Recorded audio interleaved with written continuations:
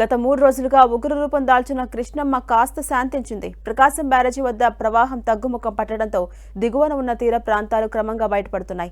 బ్యారేజీకి చెందిన 70 గేట్లను ఎత్తి 6,61,000 క్యూసెక్కులు సముద్రంలోకి విడుదల చేస్తున్నారు. 500 క్యూసెక్కుల నీటిని కాలువలకు మళ్లించారు.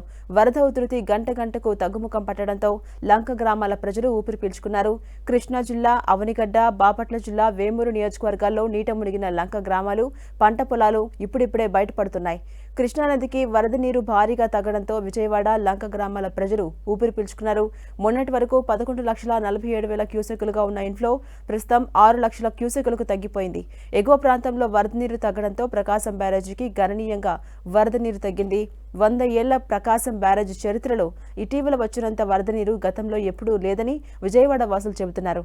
ప్రకాశం బ్యారేజీ దగ్గర నీరు భారీగా రావడంతో గత 2 రోజులుగా విజయవాడలోని పలు ప్రాంతాలు వరద ముంపునకు గురయ్యాయి. ఇక ప్రకాశం బ్యారేజీ దగ్గర బోట్లు ఢీకొని స్వల్పంగా ధ్వంసమైన ప్రాంతాన్ని నిపుణులు కన్నయ్య నాయుడు పరిశీలించారు. బ్యారేజీకి ఎలాంటి నష్టం లేదని కన్నయ్య నాయుడు తేల్చి చెప్పారు.